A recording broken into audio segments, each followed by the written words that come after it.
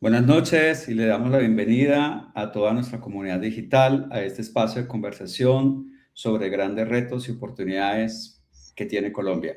Hoy hablaremos sobre uno de los temas más sensibles para millones de colombianos, el sistema de salud y cómo la tecnología y la innovación pueden convertirse en herramientas reales para hacer una verdadera transformación.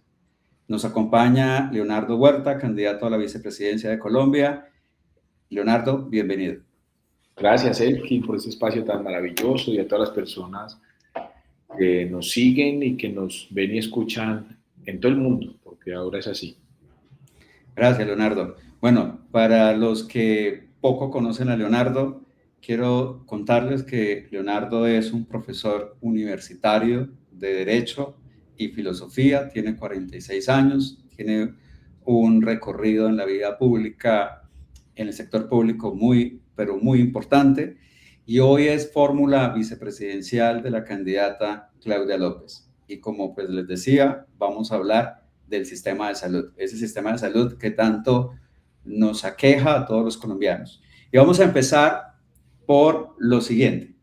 Leonardo, el observatorio Así Vamos en Salud alertó que en los últimos 4 años al menos 4.100 centros de salud, clínicas y hospitales han cerrado como consecuencia de la crisis que atraviesa el sistema de salud colombiano. ¿Ustedes buscarían reabrir parte de estos centros de salud? ¿Y cuál es la postura frente a este escenario que muchos consideramos un deterioro progresivo al sistema de salud colombiano? Claro que es necesario abrir esos centros de salud, pero la salud debe tener una visión sistemática y los prestadores de salud hay que tener en cuenta que hacen parte de una red prestadora de salud. Muchas veces lo que puede ocurrir es que en determinado municipio hay muchos centros de salud de primer nivel, por ejemplo, pero no hay ninguno de segundo nivel. O los prestadores de... Hay que explicarle a la gente que la salud se presta por niveles de complejidad. Entonces, los centros de salud, los puestos de salud, los hospitales pequeños son de primer nivel. Y en ese primer nivel se prestan unos servicios básicos, no con especialistas o con algunas especialidades básicas, son 5 especialidades: pediatría, ortopedia, medicina interna, ginecobstetricia y cirugía, por ejemplo. Pero después el segundo nivel de atención es un nivel con mayor complejidad. Y el tercer nivel es con la alta complejidad, donde hay subespecialistas, ¿no? Entonces, ahí ese dato solo frío no nos dice nada. Lo que tendríamos que mirar es dónde y qué tipos de servicios se han cerrado. Yo tengo claro, cuando yo era defensor del pueblo para el derecho a la salud, vi que se cerraban muchos servicios de pediatría en muchos hospitales. Y eso es triste porque es la atención de nuestros niños y niñas que debe ser prioritaria. Pero como no es tan rentable ese servicio de pediatría, se empezaron a cerrar en algunos lugares, en algunos hospitales. Entonces, lo que tenemos que mirar es cuántos servicios de primer nivel, porque la salud tiene que funcionar como una red. Y aquí hay una experiencia muy maravillosa, se llama NOVA, que es unos nodos que existen en el Valle de Aburrá, en Medellín. Ellos, tanto el sector público como privado, más allá de verse como una competencia, ¿sí? Usted porque está prestando cardiología, si yo también lo tengo, mándeme los pacientes para acá, o usted porque tiene primer nivel y yo también, en vez de verse de esa manera, empezaron a verse como un complemento, y así tiene que verse la salud. No es la cifra sola, es mirar cómo llega el primer nivel de atención a todo el territorio nacional primero. Y después, cómo cuando ese primer nivel no tiene la capacidad de tratar, de aliviar, de atender a un paciente por la complejidad de su enfermedad, lo remite a un segundo nivel. Ese es el sistema de referencia y contrarreferencia. Entonces, aquí más que decir reabrir 4.000 servicios, 8.000 o duplicar los servicios, lo que tenemos que hacer de manera urgente es sentarnos con todos los departamentos o con todos los prestadores y verificar que la atención sí sea oportuna, sí haya accesibilidad al servicio y que esa red de salud de que se complementa primero, segundo y tercer nivel tenga la capacidad toda persona que resida en el territorio nacional de llegar a un servicio de primer nivel y si él no es capaz de atenderlo, de cómo lo remite, incluso en la Colombia más alejada, en el norte de la o en Guainía o en el Pacífico, y cómo lo remito a un segundo o a un tercer nivel. Aquí hay una gran dificultad cuando uno conoce el territorio del que se da cuenta de una gran dificultad. Por ejemplo, ahora pongo dos ejemplos. Hay un municipio que se llama Litoral de San Juan, que queda en el Chocó, pero queda a 1 hora de Buenaventura y por ahí a 4 horas de Quibdó. Pero un paciente del Litoral de San Juan no lo pueden remitir hoy con el sistema que tenemos a Buenaventura porque Buenaventura es del Valle y Litoral de San Juan es de Chocó, o sea que tendrán que remitirlo al San Francisco de Quibdó y mientras lo llevan pues se muere.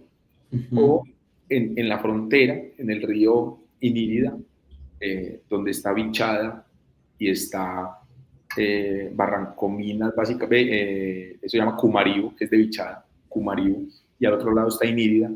Hay un territorio muy extenso, es el municipio más grande que hay en Colombia. Ese municipio de Bichada es más grande que todo el departamento de Antioquia. Y ahí cruzando el río, ahí al otro lado del río está Guainía, Inírida, y hay un hospital que ahora se llama el Hospital Renacer.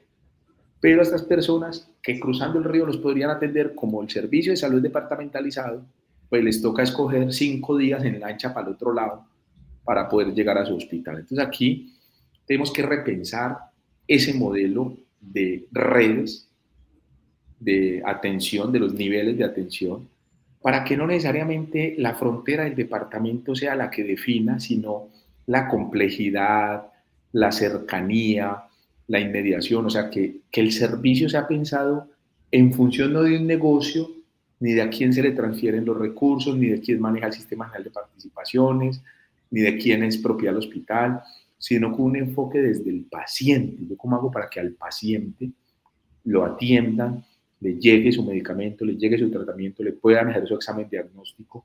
Si llega uno con un accidente de tránsito y en el hospital que llega no hay ortopedia, ¿cómo lo remito rápidamente para que un ortopedista lo vea? Pero si aquí no hay rayos X, ¿cómo lo llevo para que le puedan hacer rayos X? Y cómo yo construyo unas redes integradas e integrales, que ese fue, por ejemplo, uno de los esfuerzos y de los intentos de la reforma actual de la salud. Eso hay que repensar, mira cómo de verdad se construye unas redes integrales integradas que piensen en el paciente y que le garantice a los pacientes atención de acuerdo con su necesidad y no chulear 5.000 hospitales, 10.000 hospitales, pero de cuáles y con qué servicio y dónde, si se necesitan. Hay unas ciudades muy congestionadas donde hay muchos hospitales y hay otras donde no hay ni uno solo.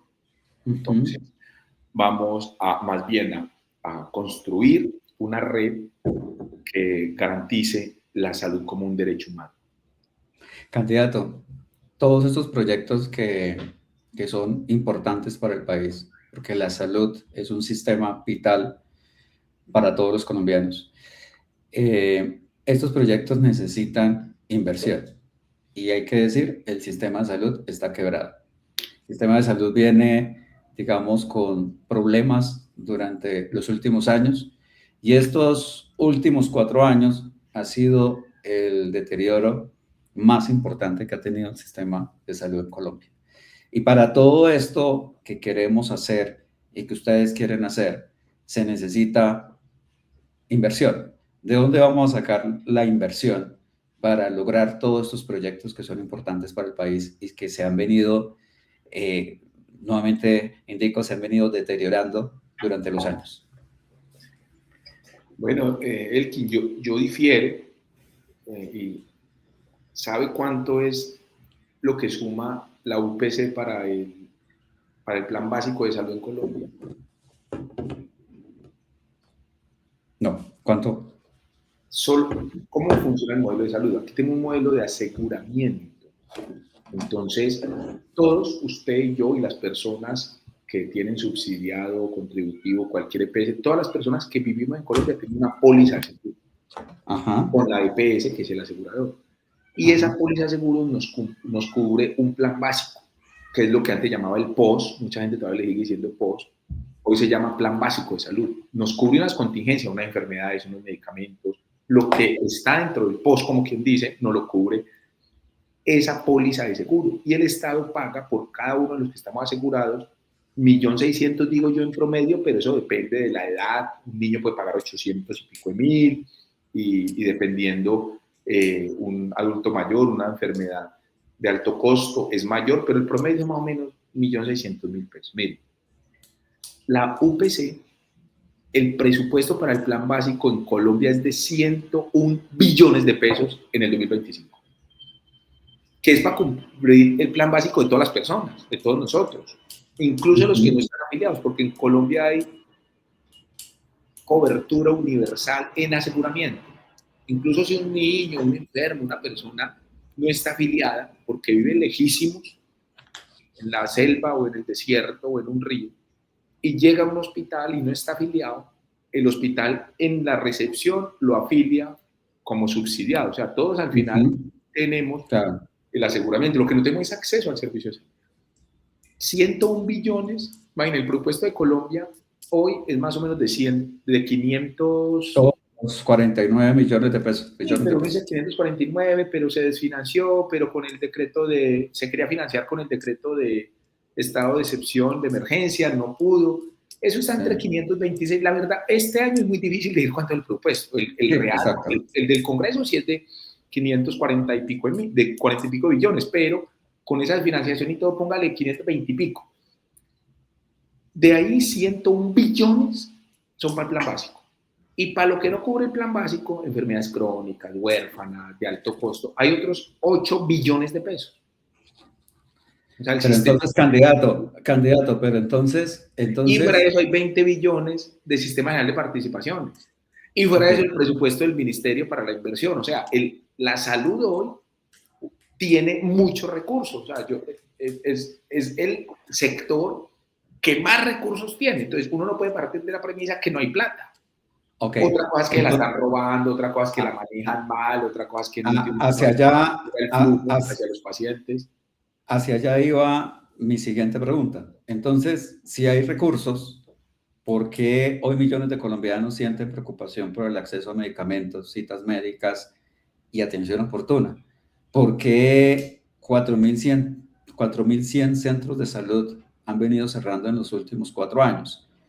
Entonces, hay corrupción. El problema es la corrupción.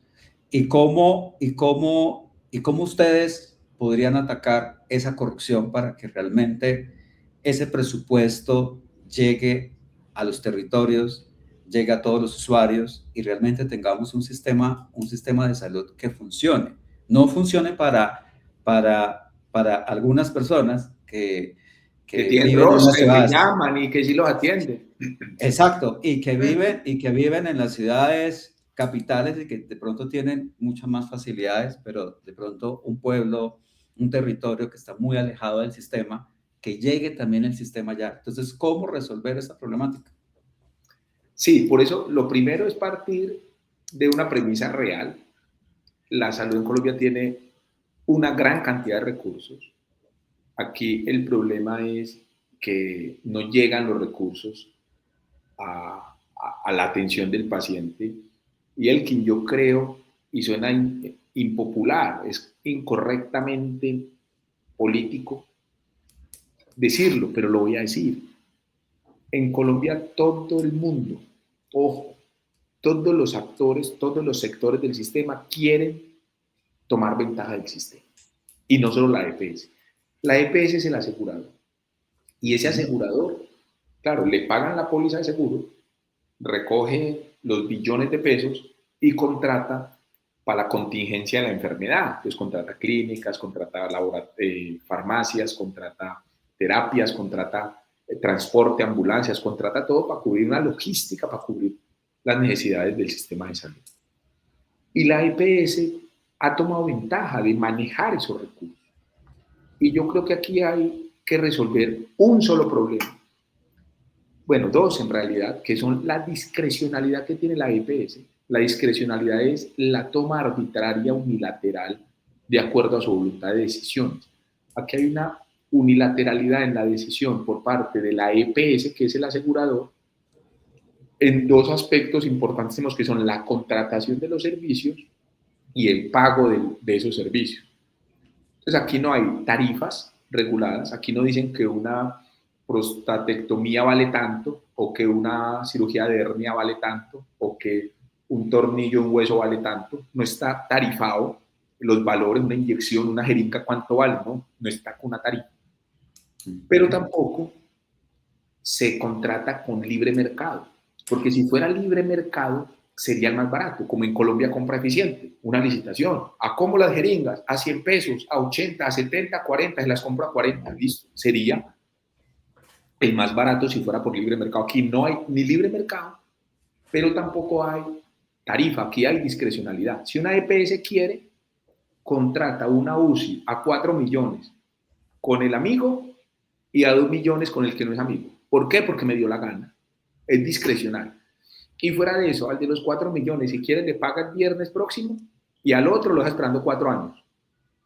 Entonces, ¿cómo va a haber una discrecionalidad unilateral? Que yo contrato a lo que me dé la gana y fuera de eso le pago cuando me dé la gana. Eso se presta para corrupción. Porque aquí hay gente, y esos hospitales que usted decía, muchos, les debían 80, 90 y 100 mil millones. Y para que le paguen, pues hay que ir a rogar, pero no solo hay que rogar, sino que eso se presta para que él le pague al que quiera, págueme los 80 mil millones, sí, pero me deja 8 mil aquí.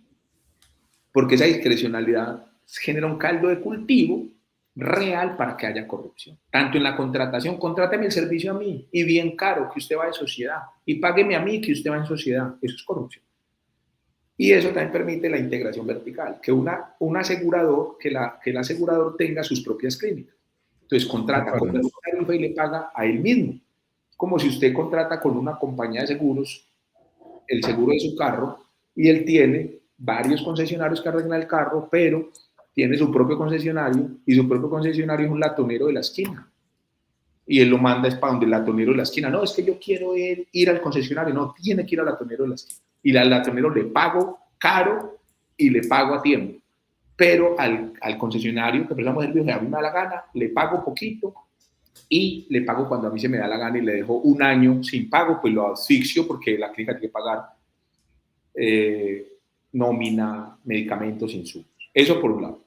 Pero no es solo la EPS, y eso es lo que puede ser impopular, porque aquí nos hemos acostumbrado con los gobiernos y con la oposición a buscar culpables y no soluciones. Con Claudia López nosotros buscamos soluciones y no culpables. Y puede que tenga una mirada más integral. Yo veo la salud, para explicarle a los que nos están escuchando, como una cadena, como en 9 eslabones. Y uno de los eslabones efectivamente es la EPS, el asegurador. Y aquí creemos que la única culpable es la EPS. Entonces, el único eslabón podrido y oxidado es la EPS. Cámbienlo y se arregla el problema de salud. Yo lo que creo es que los 9 están todos oxidados y podridos. Y si todos están oxidados y podridos, usted cambia solo el de la EPS, pues se revienta la cadena. Aquí, cuando no le entregan el medicamento a un paciente, le echan la culpa a la EPS. La modalidad de contratación de los servicios puede ser diversa, puede ser por evento, o sea, cada que me entrega un medicamento lo pago. Otra puede ser por pago global prospectivo, otra, por ejemplo, es por cápita. Por cápita es que yo le pago por anticipado. Como EPS le pago por anticipado a la farmacia. Le digo, lo voy a pagar para que atienda 10,000 personas y le voy a pagar 100,000 pesos por cada persona. Entonces le pago por adelantado para que usted me atienda estos 10,000 y le dé estos medicamentos básicos. Si van muchos, de mal, usted asume el riesgo. Y si van poquitos, pues usted gana, pero usted asume el riesgo. Si yo le pago por cápita, es porque ya quedaron pagados esos medicamentos y tendría que entregarlo. Y si no le entrega un medicamento, le echan la culpa siempre a la EPS. Aquí, cuando usted va a una farmacia, que ya le pagaron sus medicamentos y le niegan un medicamento, el que se le robó el medicamento no fue la EPS, sino la farmacia, porque a la farmacia ya contrató y ya se la pagaron. Incluso la farmacia dice, ay, es que yo 2 meses no entrego más porque no me han pagado y se queda 2 meses sin entregar. ¿Será, le pregunto a usted sinceramente, genuinamente, será que cuando ya le empiezan a pagar, esa farmacia descuenta los medicamentos que dejó de entregar o pasa la factura completa? Pasa la factura completa. Entonces, ¿quién se robó los medicamentos? Claro.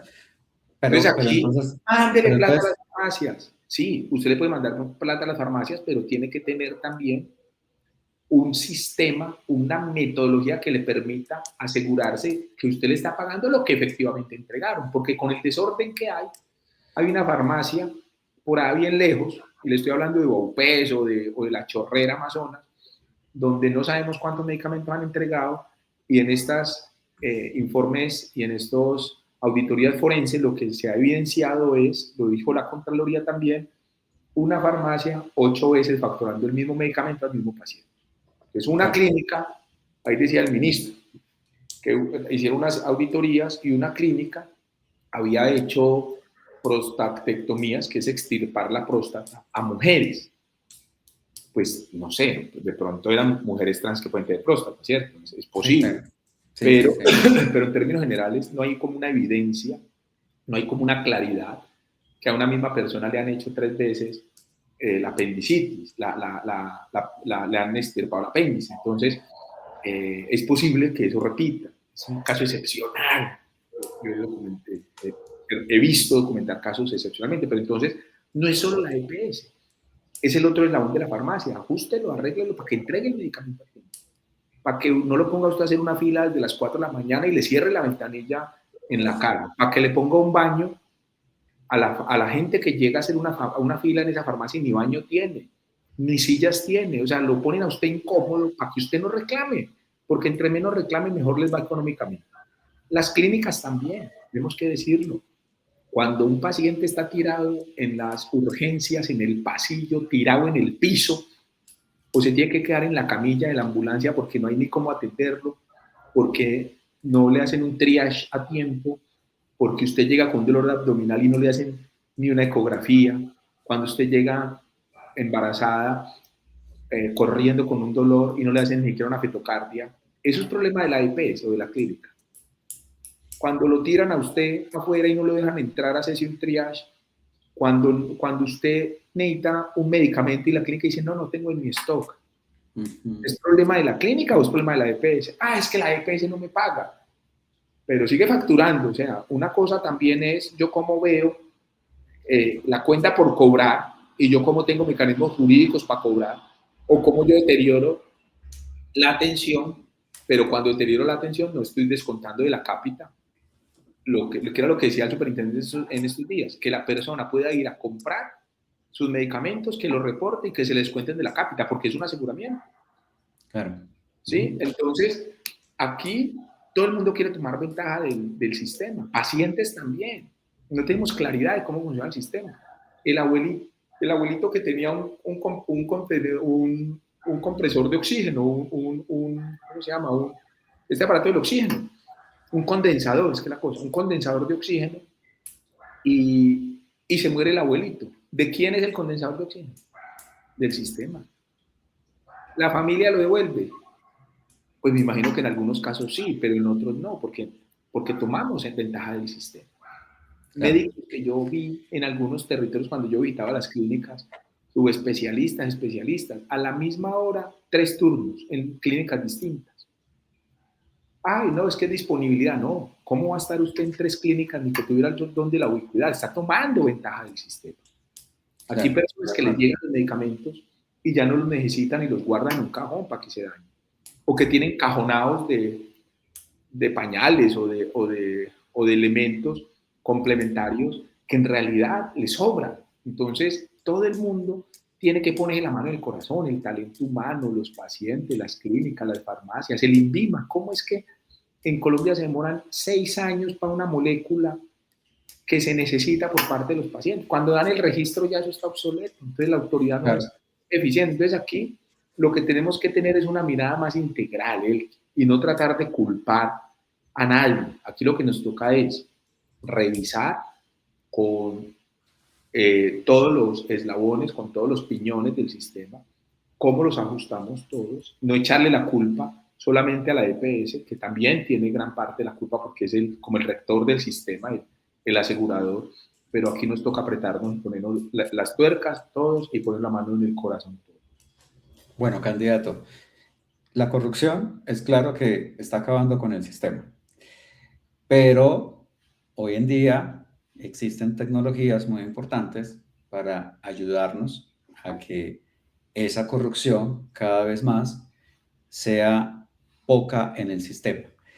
Y la tecnología está transformando el sistema de salud en el mundo y pues herramientas como la telemedicina pueden acercar especialistas a los diferentes territorios, sistemas inteligentes que pueden hacer auditoría, precisamente eso que estabas mencionando hace algún momento con respecto al rol de las droguerías o al rol de la empresa que hace ya el suministro de medicamentos, como también una historia clínica unificada, porque Esa ya hoy la ley la sí, tiene. pero digamos como sistema de información, o como plataforma tecnológica, que hoy yo me cambie de sistema, que yo esté de una EPS y me cambie a otra EPS, todavía estamos débiles en tener una historia totalmente unificada. Hasta la medicina prepagada también, el uno cambiarse de una empresa de medicina prepagada a otra empresa, existe ahí inconvenientes para tener una historia clínica totalmente unificada. Incluso, por ejemplo, de que las droguerías de barrio se integren con un sistema totalmente integral para que en línea se pueda controlar la entrega de medicamentos. Eso es lo que necesita el país. Y muchos países en el mundo, sobre todo en Europa, pero en Latinoamérica, tenemos un país que está avanzando mucho con el tema de la inteligencia artificial y con tener un sistema realmente integrado, totalmente en línea y con nuevas tecnologías. Y ese país es El Salvador. A mí me gustaría preguntarle, candidato, ¿cómo puede la tecnología ayudar a transformar el sistema de salud colombiano y hacerlo más accesible para todos los ciudadanos cuando tenemos de pronto otros sistemas alrededor que de pronto no dejan avanzar? Porque el Estado colombiano es lento para los cambios y las transformaciones que requiere el país. Entonces, ¿cuál es su visión ahí para que la tecnología realmente llegue, o para que el sistema a través de la tecnología llegue a todos los usuarios? Pues mire, Elkin, creo que la ley 2015, creo que la ley 2015, esa salió en el 2020. La ley 2015 creo que es la que crea la historia clínica electrónica. Esa historia clínica tiene que ser interoperable, es obligatoria. Esa historia clínica debió haber, creo que eran 5 años que había de plazo Para cumplir. para que se empiece a ejecutar esa historia clínica. Mire, aquí usted llega con un accidente de tránsito porque en eso del sistema de los eslabones hay que meter el sistema del magisterio, el sistema de la fuerza pública y el sistema de los privados de la libertad, que le quiero decir que es peor que el sistema general de la seguridad. Entonces usted llega aquí por un accidente de tránsito y lo coge una ambulancia, muchas veces contratada por las propias clínicas para que lleven a los pacientes allá, porque es la tarifa más alta, la tarifa de SOAD es la más alta y la que más rápido se paga. Y usted llega a una clínica y le hacen tomografía, le hacen todas las imágenes, todos los exámenes. Y si lo tienen que remitir a otro nivel, le repiten todos esos exámenes. O cuando usted llega, yo le contaba que era primer nivel, segundo nivel y tercer nivel, ahora ya es de cuarto nivel de complejidad, de altísima complejidad.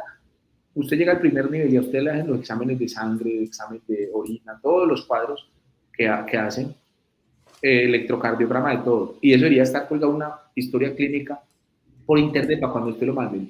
Para la otra clínica mayor complejidad, pues ellos miran los exámenes. No, ellos vuelven y le hacen todo y vuelven y facturan al sistema. Entonces, la historia clínica electrónica e interoperable ya existe. La telemedicina ya existe y la verdad es que se hace. La verdad, uno ve hospitales en Michada, pues en la Orinoquía, en la Amazonía, en lugares muy lejanos, donde se hace telemedicina. La telemedicina se hace muchos años. A mí me contaban me decía un señor, nosotros salvábamos vidas hace 50 años en una voladora, fue el río Orinoco, en una voladora, que es una lancha, y con un radio banda ancha. Hola, que mire, sí, ábrale para un bebé, sí, ayúdele de tal manera, los médicos ayudando por radio. Hoy es posible con el Internet, sobre todo con Starlink, con estas antenas que llevan Internet de calidad, porque a veces los servicios de Internet que ofrecen los prestadores en esos territorios es difícil, pero allá ya podemos tener un Internet con una telemedicina. No todavía, porque si no tenemos 5G, pues no podrá hacerse una cirugía por robot desde Claro, Houston o desde claro. Bogotá.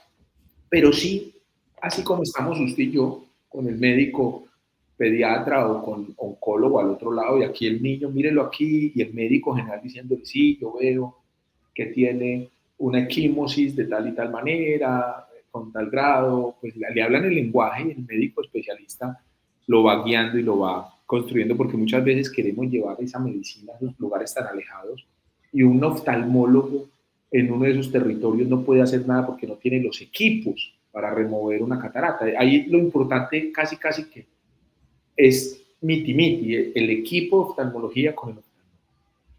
Entonces, la tecnología tiene un rol absolutamente importante en la prestación del servicio, en la logística.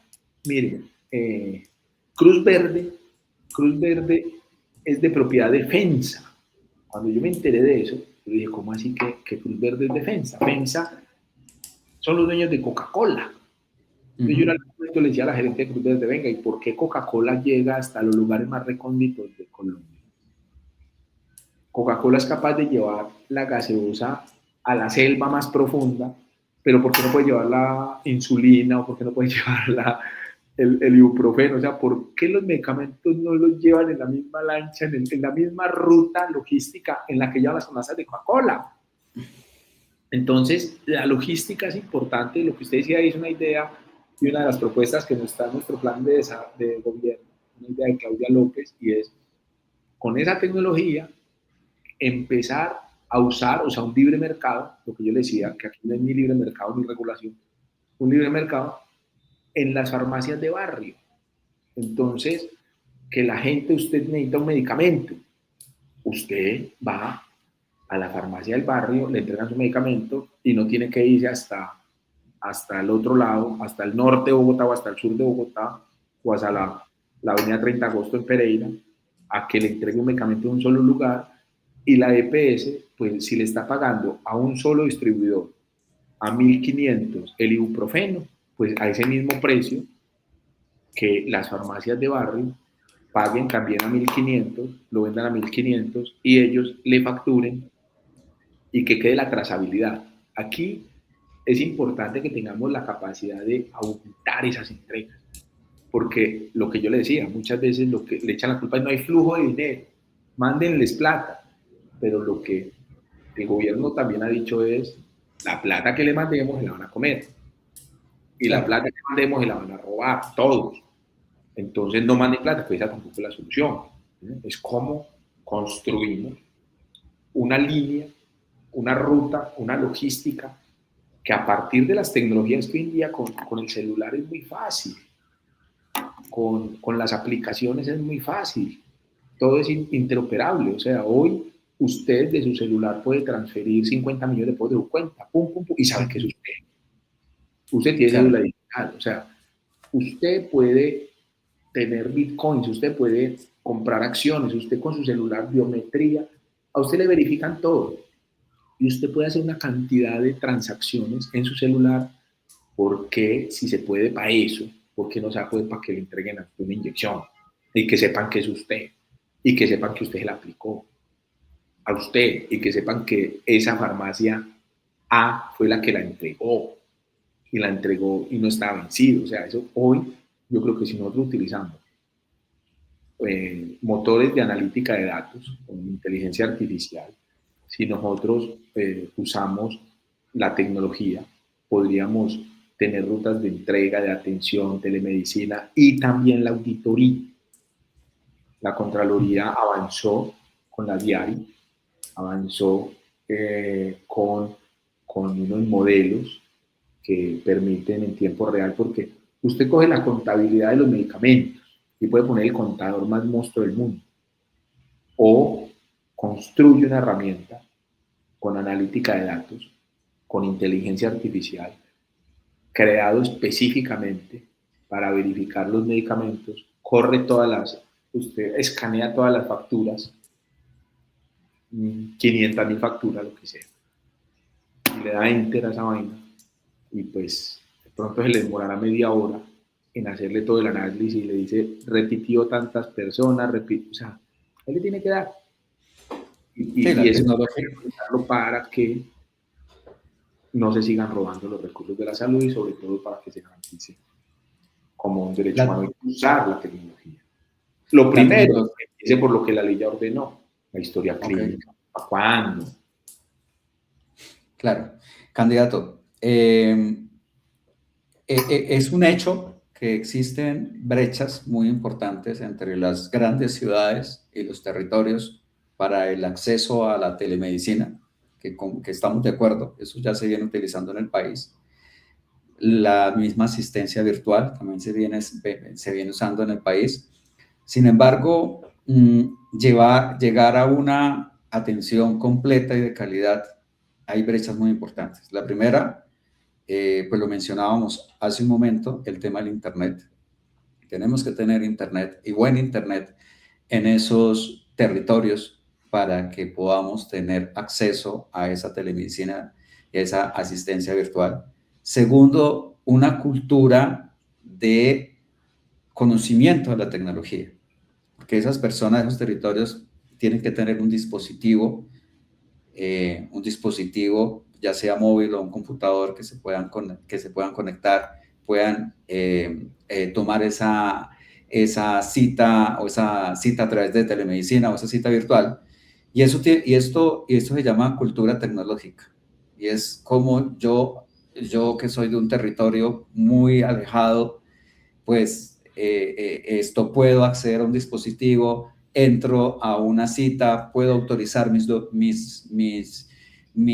medicamentos y saben que soy yo, y entonces por eso yo lo puedo, por eso el sistema autoriza. Aquí hay grandes brechas, no solamente de tecnología como tal, sino también de cultura tecnológica de todas esas personas que pues realmente no todos son muy cercanos a la tecnología y pues existen personas que requieren de una adopción o un buen uso de la tecnología. ¿Qué hacer ahí en ese paso? O sea, ¿qué hacer para que esas personas realmente, primero, tengan un dispositivo, porque pueden también no tener un dispositivo móvil? Y segundo, si lo tienen, pues que sepan cómo pues ingresar a un portal, autenticarse, recibir la cita, a utilizar los medicamentos. ¿Hay que hacer?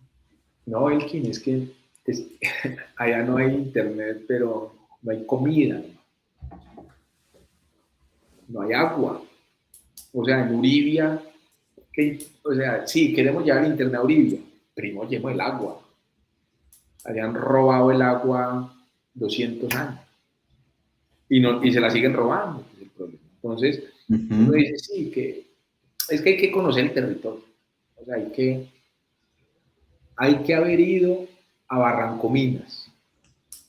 Entonces, y no a la cabecera. Eso es en un DC-3, en un avión de esos que se prenden jalándole una cuerda de la Primera Guerra Mundial. Y no presuriza, o sea, hay que ir con brújula por el río. Entonces uno llega allá y llega el avión de carga y llegan los medicamentos, llega la fruta fresca, llega la carne. Y no crea que usted compra un kilo de lomo o de chata. Un kilo de carne es la que haya.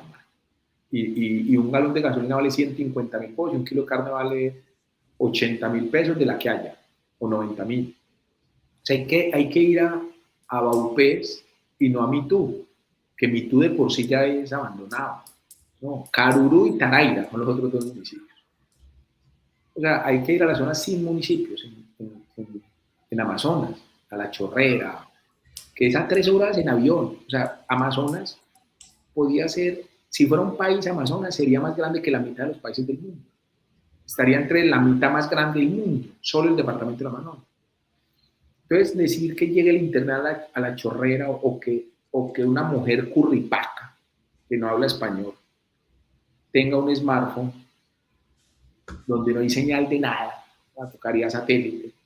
Es fácil decirlo, o sea, yo me acuerdo que una vez había una reunión y unas personas de Guainía querían ir y la persona dijo, bueno, que vayan en carro hasta Guaviare, que allá les pagamos el avión. No tienen ni idea de cómo funciona el país. Guainía es una isla, como San Andrés, no hay forma de llegar, sino por el planchón desde el Guaviare o en avión. Y hay 2 aviones a la semana. O sea, es peor que San Andrés porque San Andrés es aislado. San Andrés tiene 10 vuelos al día. Puerto Inírida o Inírida tiene 2 a la semana por Bogotá y otro por Villavicencio. Entonces, hay que entender esa dinámica y entender que lo primero que tiene que haber es Estado. O sea, es un abandono. Dicen, no hay salud en Uribe. Ahí me tocó sacar niños con desnutrición crónica.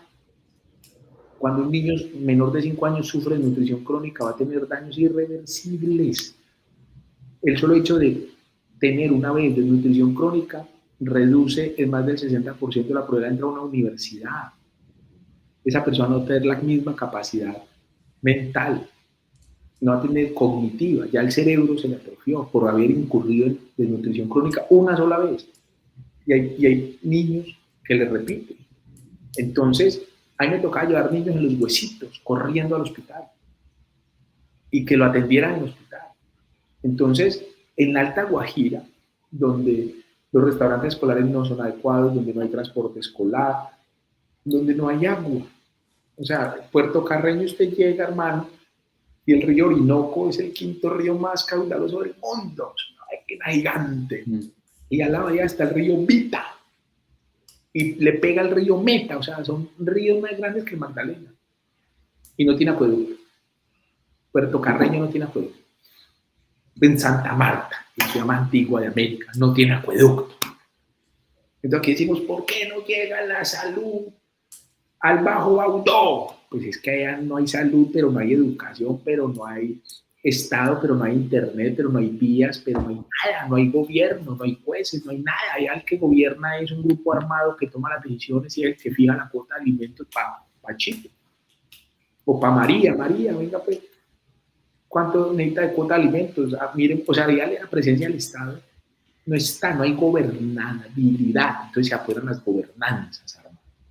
Entonces, aquí yo podría decirle a usted, sí, vamos a llevar la celular para todas las personas para los NUCAC, el Guaviare. Entreguémosle a las comunidades NUCAC o a los Yucpa o de arriba en la sierra, entreguémosle internet satelital. No, es que allá no hay todavía comida, ni agua, ni escuelas. Allá están todavía, no han llegado a la modernidad. Allá usted entra a una escuela y ni siquiera tiene tablero con marcador, o sea, no han llegado a eso. Entonces, lo primero es cómo vamos a llevar el Estado a esos territorios. Por eso con Claudia lo que hemos planteado es fortalecer el territorio. O sea, esa burocracia, ese Estado nacional tan grande, tiene que desaparecer. Y aquí no se trata de acabar los ministerios, sino de trasladar esas competencias a los territorios. Entonces, en nuestro programa de gobierno, y es idea de Claudia, que planeación nacional deje de ser planeación nacional y se convierta en planeación departamental o territorial o regional, y que sean ellos, cada territorio, que viabilice los proyectos, y no desde Bogotá. ¿Usted cómo va a viabilizar un proyecto desde Bogotá? Ay, sí, con una mirada territorial de enfoque. No. Desde allá es donde tiene que ser la viabilidad del proyecto. ¿Quién sabe cómo se necesita una política de agua en Colombia? Pues mire, le digo, usted podría pensar que hay que hacer un acueducto en Quibdó.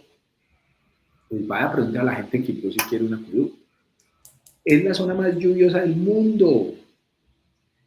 Todas las personas con las canales que les llegan desde la casa, con el techo, le cae una canal a un tanque y la mayoría de casas está construida sobre un tanque que alberga toda el agua que usted quiera. Y el acueducto es que prende una motobomba y sube el agua para darle presión. O sea, cada casa tiene su acueducto y usted está pensando en un acueducto. Claro. Pero en La Guajira, usted tiene que aplicar una modalidad de política de agua en la zona menos lluviosa de Colombia, muy distinta a la de la zona más lluviosa. Pero aquí, desde Bogotá, desde Chapinero, desde la comunidad de Bogotá, ese gobierno nacional que ha concentrado todo el recurso y toda la decisión para mantener sometidos a los territorios políticamente, para que obliga a la gente a que le ponga los votos a unos senadores, a unos congresistas. Entonces, uno ve que lo que tenemos que hacer aquí es empezar a descentralizar a Colombia, empezar a darle poder a los territorios. No, es que si usted descentraliza esto, Guainía muere de hambre. No, Guainía la tiene muerta de hambre el centralismo. Chocó la tiene muerta de hambre el centralismo. Descentralícelo para que vea el potencial que tiene usted. Y dele realidades, dele veeduría ciudadana, dele poder de decisión, dele control a las decisiones, no desde la Contraloría General de la República, sino que cada quien pueda tener la forma como hacerle veeduría con inteligencia artificial, con tecnología, sus recursos, pero no que todo sea desde Bogotá. Claudia López dice, yo voy a ser la primera presidenta que se va a quitar poder, porque en Colombia hay un presidencialismo exagerado y un centralismo exagerado. Y eso se disipa en la medida que se le dé poder decisorio a los territorios, porque aquí cuando piensan en descentralización solo se piensa en el billete. Ley de transferencias, ley de competencias, mande plata, y manda más plata y ya queda todo el mundo contento. O sea, aquí pareciera que es más importante si el contrato lo firma el ministro o el gobernador o el alcalde. No, hay que darles capacidad política de decisión, que puedan tomar sus decisiones y pueda lo que es delito en la costa no lo sea, por ejemplo, en el interior, porque imagínese usted pintar un grafiti en Popayán, en la Ciudad Blanca, donde la gente se sentiría muy ofendida ellos mismos. Es muy distinto a un grafiti en Medellín o en Bogotá, donde es arte urbano. El porte de armas puede ser muy distinto en Arauca o en Casanare, puede ser muy distinto a lo que se piensa en Pereira o en Manizales. Entonces, ¿por qué no se le empieza a dar capacidad de decisión a cada territorio, no solo en temas de salud, sino en todos los asuntos, para llevar la gobernabilidad a los territorios, para que cada quien tome decisiones, para que progresen, para que lleguen a la modernidad, esos territorios que muchos están en la Edad Media y otros en la época primitiva, por cuenta del centralismo, y cómo yo manejo los recursos para que Bogotá no esté tan congestionada. Eso le haría un gran favor también a Bogotá en materia de movilidad, de medio ambiente, empezar a trasladar competencias a los territorios. Y que, por ejemplo, por regiones, por RAP, empecemos a entender una dinámica desde el territorio hacia lo nacional y no al revés como así. De hecho, candidato, he escuchado mucho a la candidata Claudia López cuando ella fue alcaldesa. Ella dice, me tocaba ir con arrodilleras a pedirle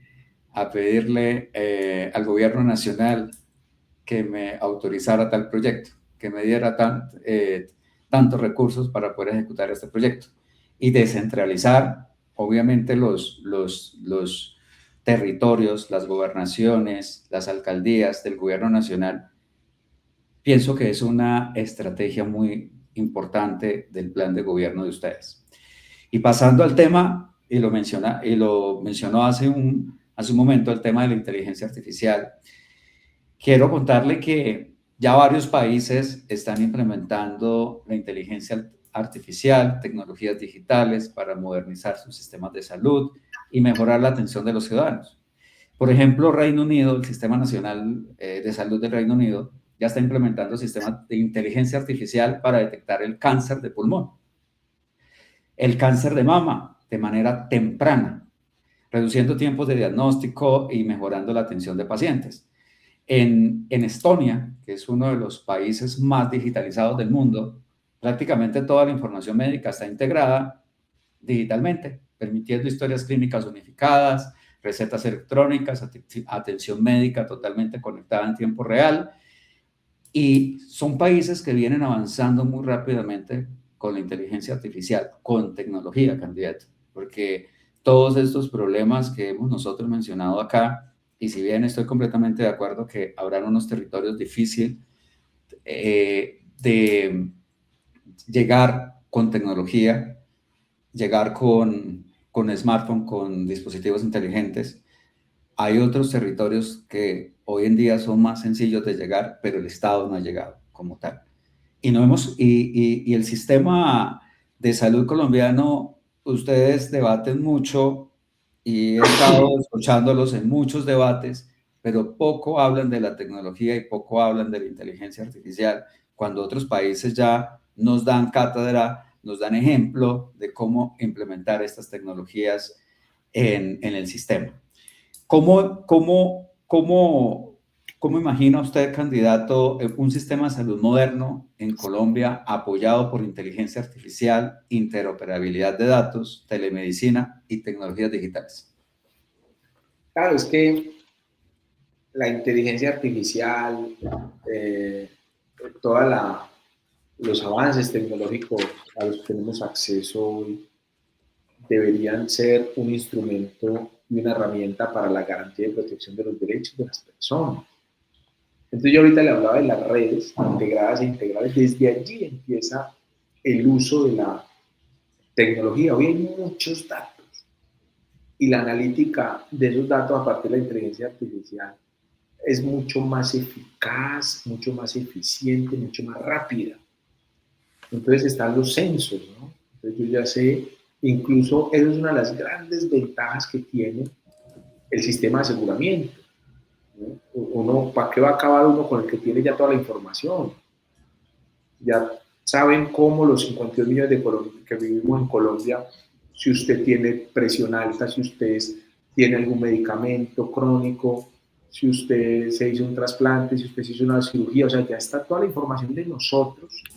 Si nosotros alimentamos esa base de datos, hacemos una analítica y georreferenciamos, incluso podemos predecir con estadística cómo, qué enfermedades, incluso de salud mental también, o de salud, cómo puedo yo prevenir determinadas enfermedades o determinadas fenómenos sociales, ¿sí? Entonces, en la ribera de determinado río, ¿eh? Las poblaciones ribereñas del Magdalena, por decir algo. Si uno hace una analítica y ve todas las historias clínicas, podría uno predecir o podría uno descubrir que el río genera tales patologías o predisposiciones, o en las zonas mineras, pues, si hay mercurio, plomo, qué enfermedades pueden generar, o dónde está el carbono, o sea, cómo yo puedo establecer los determinantes sociales con analítica, como la falta de agua en la Guajira, qué enfermedad me genera. Y si yo tengo ya un diagnóstico, si yo tengo una caracterización, una georreferenciación y una caracterización de la población asegurada, de todas las personas de Colombia, con toda esa información con la que se cuenta, cada cuánto va el médico, qué patologías ha tenido, todo, las edades. Y si eso yo lo pongo también con tecnología y con inteligencia artificial, ¿cómo podría yo resolver la atención de esos pacientes en unas redes de atención integrales e integradas por niveles? Entonces uno podría predecir con esa información bien analizada dónde necesito más pediatría y dónde necesito más gerontología, que es el médico de las personas adultas mayores, ¿no? ¿Qué enfermedades? Porque hay enfermedades que son por zonas. Por ejemplo, la drepanocitosis es una enfermedad que le da a los habitantes del Pacífico. Es una anemia falciforme. La célula que agarra el oxígeno es como una luna, entonces no alcanza a agarrar suficiente oxígeno y eso deja sin oxígeno a las personas. Y la gente del Pacífico, por ejemplo, la gente de Tumaco, se queda sin oxígeno y cuando entra en crisis hemos visto que lo remiten a Pasto. Y en Pasto por la altura no hay oxígeno, entonces es una enfermedad. Claro, porque la red de Nariño Tumaco hace parte de la red de Nariño y la complejidad de los hospitales pues están en Pasto, que yo no sé cuántos metros sobre el nivel del mar este Pasto, pero 2.800, 3.000, es muy alto. Y usted tiene que dejar a ese paciente sobre el nivel del mar donde es más fácil, donde tiene más oxígeno. Usted lo empieza a subir y lo tira a una UCI. Entonces, ¿cómo eso dentro de la lógica del sistema no piensan en llevar a ese paciente a Cali, por decir algo? A una clínica de cuarto nivel de Cali, que está más abajo del nivel del mar y que no le va a perjudicar la oxigenación de las células. Entonces, aquí nosotros vamos a usar tecnología, no nos da miedo la tecnología.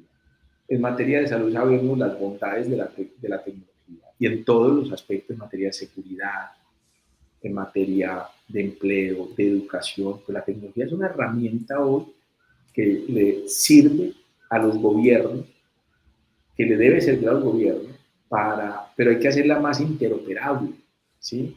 Tenemos que entrar más allá de la fase de consulta, que es donde estamos nosotros, a una interacción con el ciudadano, con las personas, y en la prestación de los servicios, en la ejecución misma de la política pública, como yo cuando llevo la política pública de salud, pero también la de vivienda, incluida la de TIC, la de cultura, la del medio ambiente, la defensa, cómo yo utilizo estas herramientas con las que cuenta hoy la humanidad y que hay que aprovecharlas al máximo y a veces uno no sabe si es que queremos seguir viviendo en el siglo pasado para mantener un manto de ocultamiento en la contratación estatal, en el empleo público, en la carrera administrativa. Mire, cuántas entidades no han hecho concursos de 20 años cuando la regla general debe ser la carrera administrativa y no se hace concurso y hay un poco de provisionalidades y demandas a una cantidad de entidades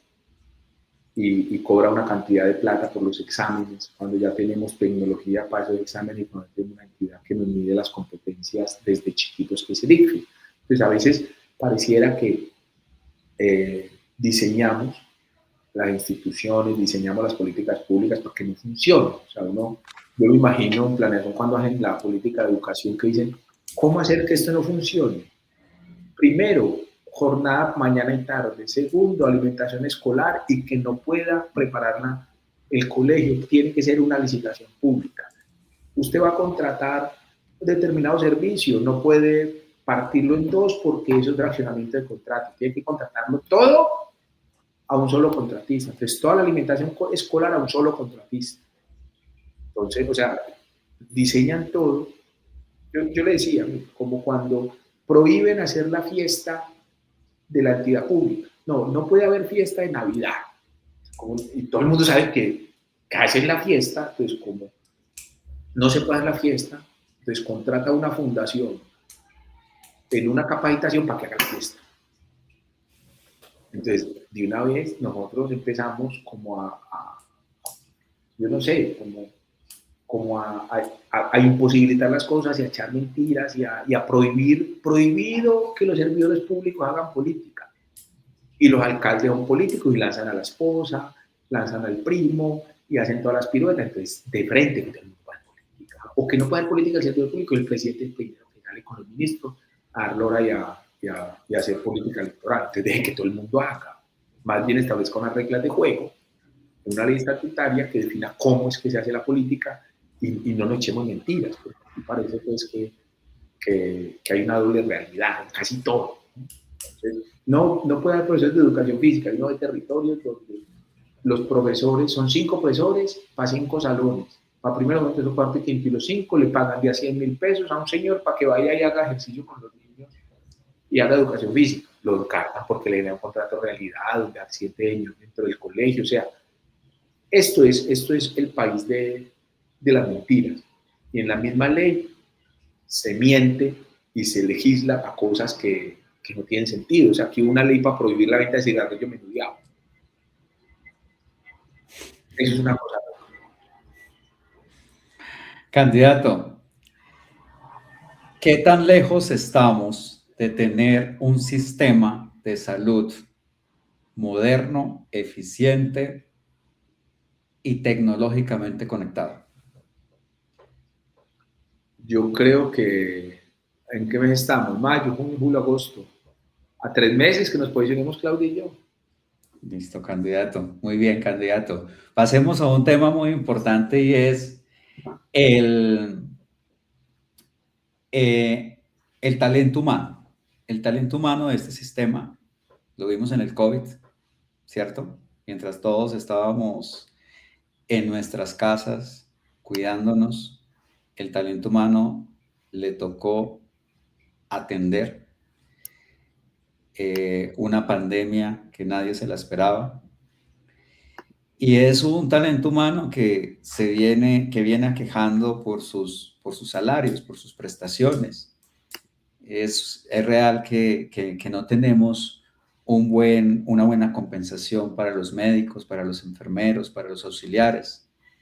¿Ustedes qué han pensado con relación a esta compensación de estas personas que son los que hacen posible que un sistema funcione, que son los actores principales del sistema? Sí, yo creería que los actores principales son los pacientes, pero efectivamente los héroes y heroínas que lucharon, yo Claro. recorrí el territorio en pleno plan de vacunación.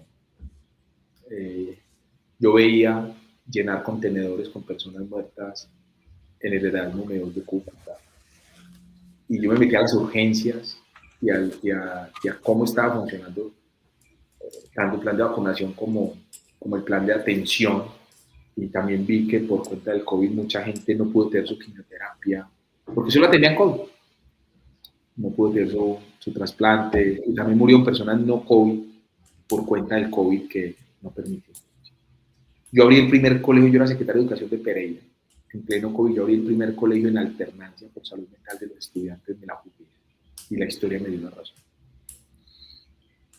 El talento humano hay que tener como una distinción, porque yo creo que el talento humano, sobre todo el talento humano asistencial, y no sé si los médicos generales, hay que formalizarlo, pero no todo. O sea, uno dice formalicemos el talento humano y hay talento humano que no quiere formalizarse.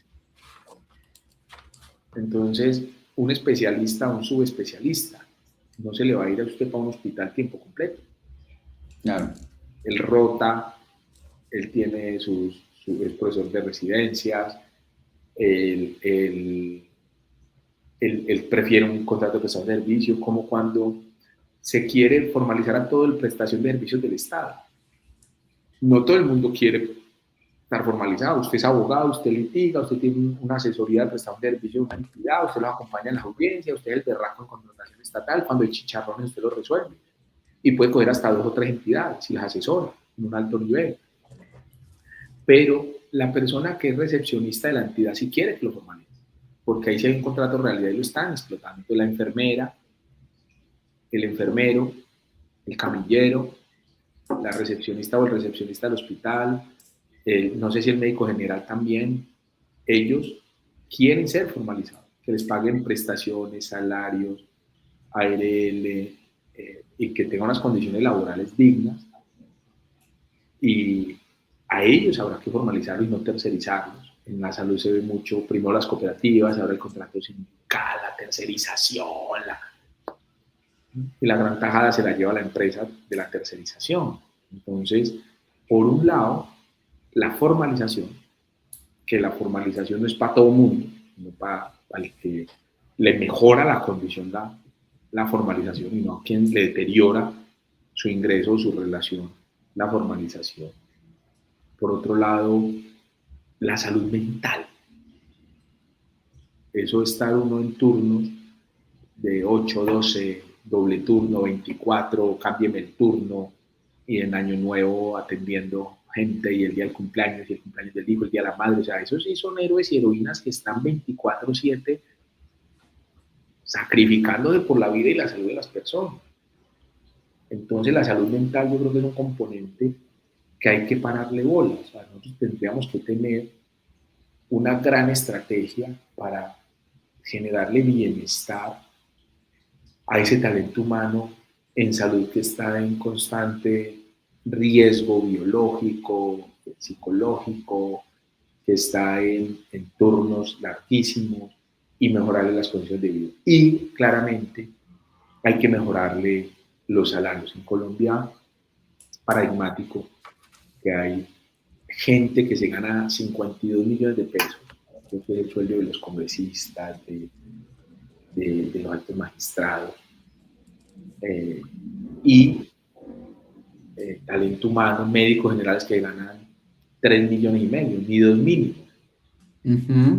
Entonces, empezar como a nivelar cargas, ¿no? Y un semestre que cuesta como 15 millones, ¿no? Más. Depende de dónde. En los Andes debe valer más lo 75. material.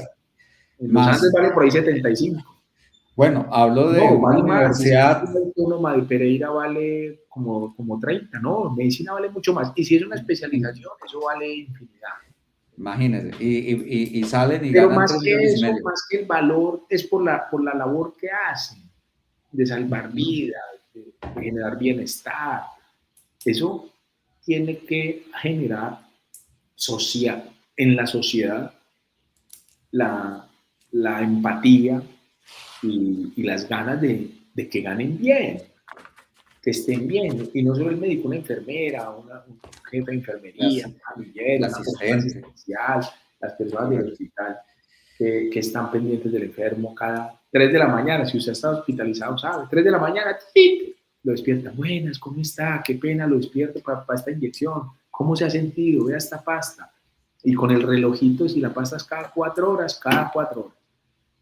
Y lo paran, lo bañan, lo ayudan a bañarse, a cambiarse, le cambian la cama, le dan un medicamento. Pues está esa labor tan maravillosa de proteger vidas y de garantizar vidas y salud, integridad, salvarle el ojo a una persona, su riñón, su pierna, su movilidad.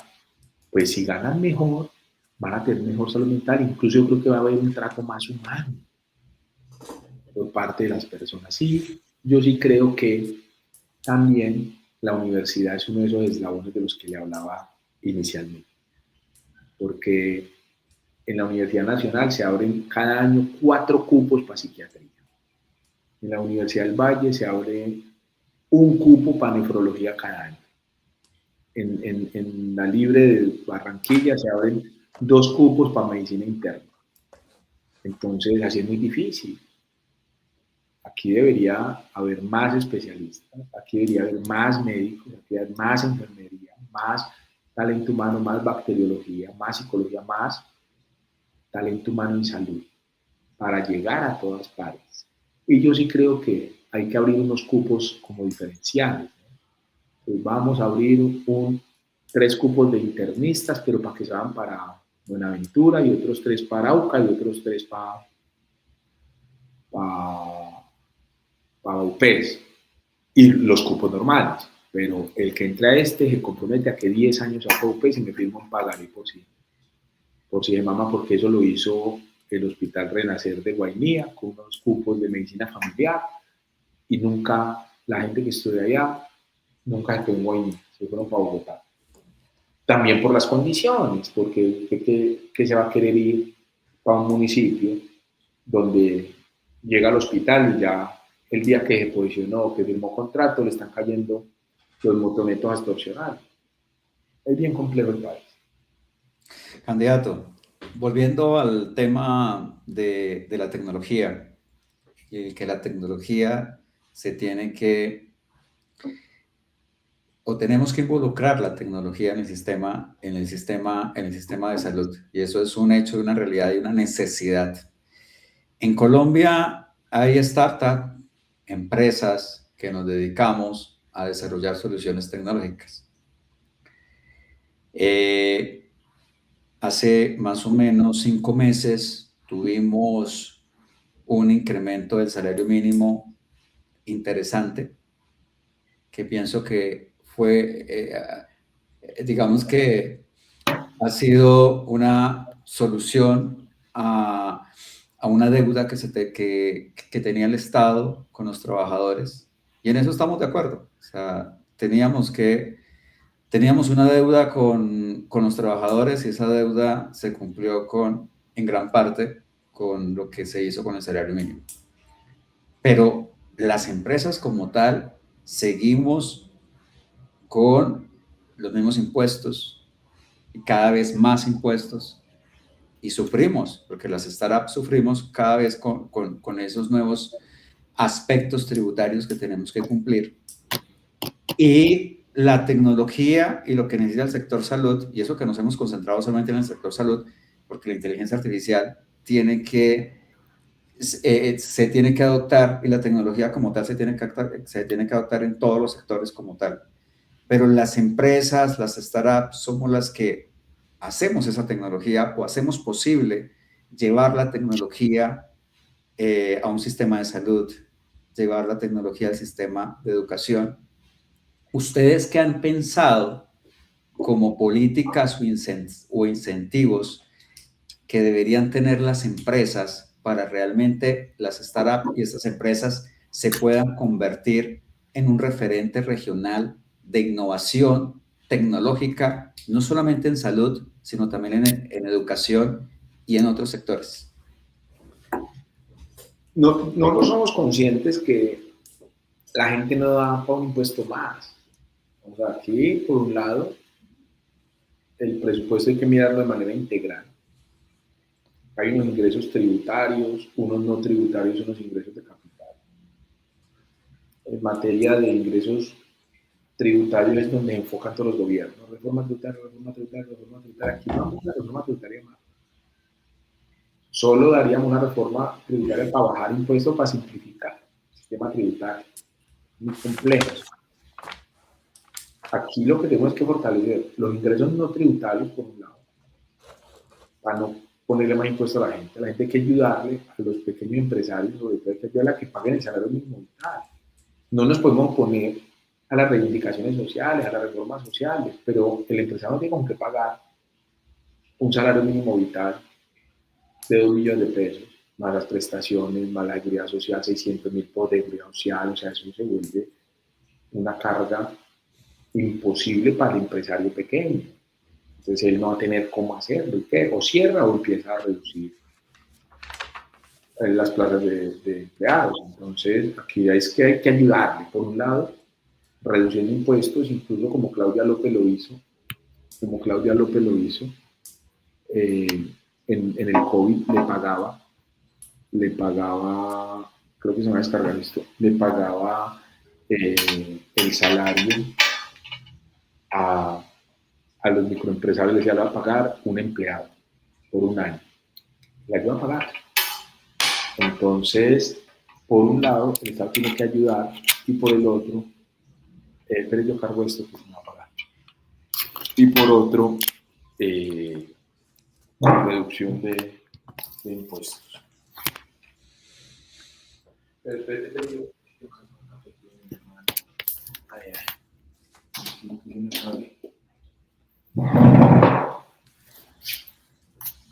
Entonces,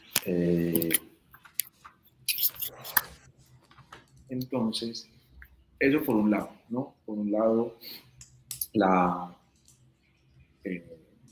no ponerle más impuestos a las empresas y por el otro, ayudarles a que puedan pagar ese salario mínimo vital. Y también que no le pongan cargas a las empresas, por todo es para las empresas. Entonces, por ahí la semana pasada me dijo, ¿sabes cuál es la ley del árbol? Entonces yo le dije al periodista, la verdad, pues me suena, pero no, dígame qué es la ley del árbol. Toda empresa grande tiene que sembrar 2 árboles por cada empleado y cuidarlos durante 2 años. Pues muy chévere para el medio ambiente.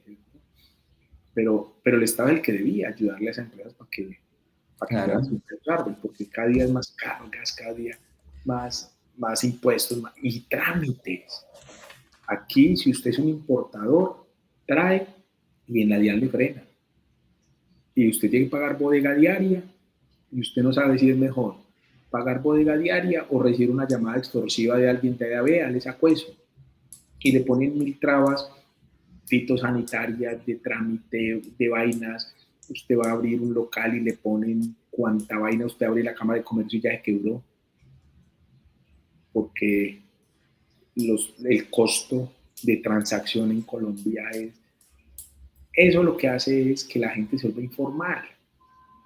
Aquí queremos sacar la informalidad y estimulamos la informalidad. Si usted es formal, pague impuestos, regístrese, tiene que tener usos de suelo, una cantidad de trámites de bomberos, de licencias, de permisos, de cuánta locura, pues usted no tiene que ir a la calle sin nada de eso y le va mejor. Entonces aquí, ¿cómo formalizamos de esa manera? Si no tenemos un sistema y un Estado que sea amigo del empresario, no, pues yo lo llevo. No, es cómo yo le pongo trabas, cómo yo le obstaculizo la creación de la empresa, cómo yo al que es formal lo hostigo y lo tuesto a punta de impuestos y de trámites. Perfecto, candidato. Bueno, te cuento que tenemos más de 10.000 personas conectadas en LinkedIn, nuestra red que más se mueve, donde están empresarios, profesionales, que es la red de profesionales, una de las redes de profesionales más grandes en el mundo. Tenemos 10.000 personas conectadas. Y candidato, ya para ir cerrando, me gustaría que pudiera decirles muchas cosas a estas personas que están conectadas, a los que vieron este podcast y a los que lo van a ver más adelante en diferido en nuestras plataformas digitales. ¿Qué decirles a esas personas y por qué tenemos que apoyar su fórmula vicepresidencial junto con Claudia López a la presidencia? ¿Por qué? Y centrándonos en el tema de salud, que fue el foco de este podcast, donde todos nos sentimos preocupados por lo que sucede todos los días. ¿Cuál va a ser esa meta de gobierno en los 100 primeros días? Entonces, adelante, candidato. No, gracias, Elkin, y gracias por ese espacio tan maravilloso. Aquí hay dos visiones de país. Aquí son los que están buscando culpables, los que tienen como gran logro haber mandado a la cárcel a un expresidente, los otros que quieren extraditar a otro presidente. Acá no hay izquierda y derecha. Aquí hay petrismo y uribismo. Si uno mira lo que es la derecha y la izquierda, en 1789, jacobinos y girondinos, aquí no hay una noción más social para la izquierda y una más de tradición, de religión y de familia de la derecha. Aquí los subsidios los ha puesto la derecha y los ha quitado la izquierda, la supuesta izquierda y la supuesta derecha. El uribismo tuvo Mi Casa Ya, tuvo subsidios de la gasolina, que los denuncia el gobierno actual. ¿Cómo es que tenían subsidiada la gasolina? Y quitan el subsidio. Tenían subsidio de tasa Licetex, lo quitaron. Entonces aquí no hay izquierda y derecha, aquí hay petrismo y aquí hay gente que busca culpables, que se enfocan en de quién es la culpa, los problemas del país. Y aquí le estamos proponiendo, Claudia López y Leonardo Huerta, una visión a Colombia de soluciones, de no enfocarnos en si el problema de salud es culpa del chu, o si es culpa del cha, o si es culpa de la ley 100, o si es culpa del gobierno anterior, o de Pastrana, o de Sanfer, o de Belisario, ¿no? ¿A quién le importa de quién es culpa de eso? Lo que nos tiene que importar es cómo el 8 de agosto le van a llegar los medicamentos. La cuarta quimioterapia a la mamá de nosotros, que tiene que hacer una cuarta quimioterapia, son 5. Y si no se la hace el día exacto, ya no va a tener el mismo impacto. Así se la hagan después. ¿Cómo vamos a resolver los problemas de la salud? Un plan de contingencia para el 9 de agosto llevarle todos los medicamentos a todas las personas que lo necesitan, con los personeros municipales verificando la entrega. Y lo que se entregue el 9, el 10 lo giramos. Y sigan entregando. Y vemos cómo resolvemos de ahí para atrás. Pero la entrega tiene que hacerse el 9 de agosto. Nosotros creemos en las soluciones, creemos en un país posible, en una nueva historia para Colombia, donde las decisiones no se concentren en un gobierno nacional en Bogotá, donde no hagan una política pública con enfoque de territorio desde Chapinero, desde Bogotá, como si Colombia fuera Medellín, Cali, Bogotá, Pereira y Bucaramanga, donde los territorios puedan tener la capacidad de tomar sus decisiones y de avanzar hacia una mejor vida, donde la felicidad sea posible, donde haya seguridad, donde no haya impunidad del 90%, donde atracar no sea un deporte, donde nosotros proponemos una reforma a la justicia, donde las penas sean más cortas pero efectivas, unas penas larguísimas, pero toda pena menor de 4 años otorga una suspensión condicional de la pena. Y aquí todo el que comete delitos de menos de 4 años no va a la cárcel. Y el que comete delitos de más de 4 años se queda sentado esperando en el transitorio a que se le venzan los términos, porque está seguro que se le van a vencer. Esa impunidad y ese sistema penitenciario donde un atracador lo ponen al lado en la misma celda que el capo de la mafia y le cae bien y termina reclutado por el capo de la mafia y saliendo con una maestría en crimen. Un sistema, una incapacidad de las autoridades. Aquí no hay policía local, aquí la policía es nacional y le echan la culpa a los alcaldes de la seguridad. Queremos en las ciudades más grandes tener unas policías locales que le ayuden a su alcalde y que le permitan gobernabilidad al alcalde. Pero de nada sirve ampliar ese pie de fuerza si la inteligencia y se captura a la persona y se le lleva ante un juez y las audiencias no las hacen y termina libre por un tema procesal y después cuando lo condenan entra a la cárcel y no hay ninguna resocialización. Entonces aquí hay que ajustar la seguridad, pero también el sistema de salud y el sistema penitenciario para que haya seguridad. Aquí en materia de salud queremos generar un debate, una discusión de consensos, donde escuchemos a todos los actores, donde no veamos como culpable ni como enemigo a un solo eslabón de la cadena. Todos nos apretamos el cinturón, todos, las universidades, los pacientes, los laboratorios, las farmacias, las EPS, las clínicas, el talento humano, las autoridades nacionales, las autoridades territoriales, todos vamos a ponernos la mano del considero y vamos a construir como un código de la salud, que el primer capítulo sea el código sanitario, que es de los años 70, porque tiene más impacto en la salud la falta de acueducto que la falta de hospital. Aquí muchas personas entran a urgencias con hipoglicemia y es porque no almorzaron. Les dan almuerzo en el hospital, se nivelan y al otro día vuelven a entrar a la clínica. Aquí las urgencias se colapsan cuando no hay medicamentos. Aquí el segundo nivel se colapsa cuando el primer nivel no funciona. Entonces, vamos con la experiencia, con el conocimiento que yo tengo. Claudia ha dicho que yo sea el encargado de garantizar que la salud vuelva a ser un derecho humano. Pero yo también amo la educación y yo conozco el tema de educación y queremos una educación desde el preescolar, donde hoy tenemos un 30% de cobertura, hasta la media, pero que la media conecte con la posmedia técnica y llegue hasta la universidad. Pero si nosotros no tenemos una buena educación media y básica, ¿para qué abrimos cupos en las universidades? Si aquí yo he estado en lugares, territorios indígenas, donde le pregunté a un niño que cuánto era 7 por 8 y me dijo que iba en la tabla del 5 y estaba en séptimo grado. Si aquí no hay educación desde preescolar hasta la media al menos, que sea bilingüe, en jornada completa, con alimentación escolar digna, para que el jugo no llegue caliente y la sopa fría, preparado en sitio por las mamás, con extracurriculares, que sea incluyente, con ajustes universales en los PEI para que las personas con necesidades educativas especiales rompan esas barreras. Y si tenemos una educación de calidad, podemos entrar a la universidad. ¿Cómo vamos a meter un muchacho que no tuvo preescolar, que tuvo una jornada en la mañana, que no sabe leer ni escribir y no sabe ni sumar ni multiplicar fraccionarios, a ingeniería domótica en la Universidad Nacional?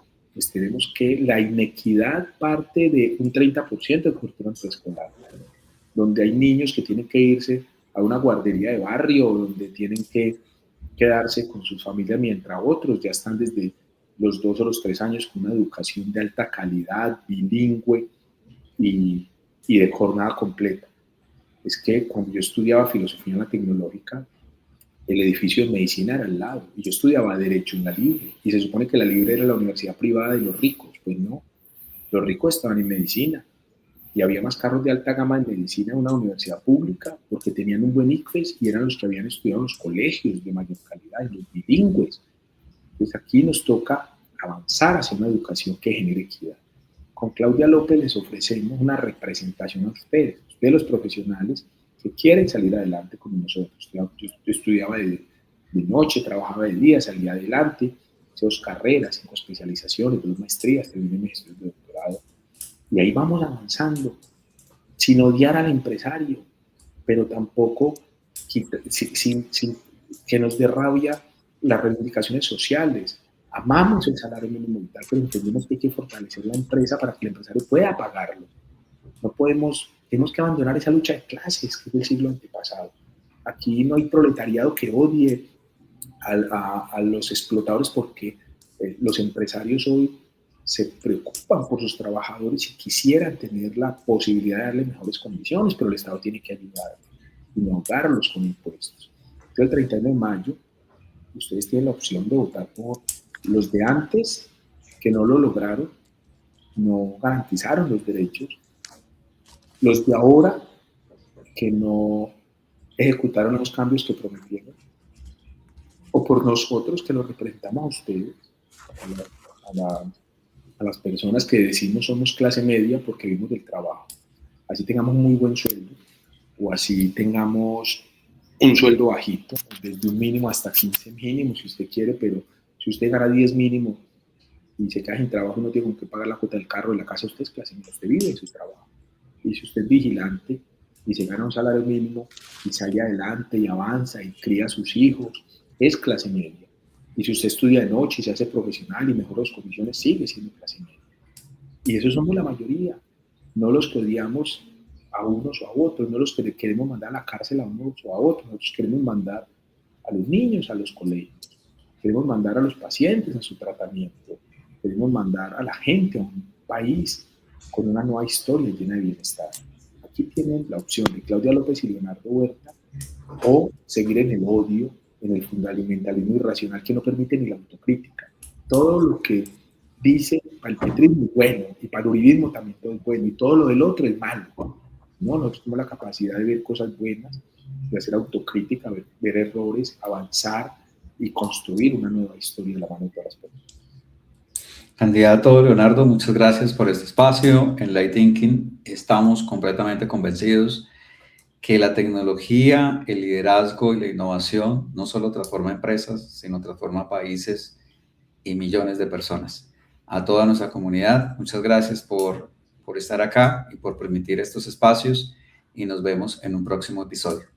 Gracias y una feliz noche. Y a la plataforma, a toda la gente que nos vio, muchas gracias y un abrazo y feliz día a las madres, si hay madres acá. Sí. Muchas gracias.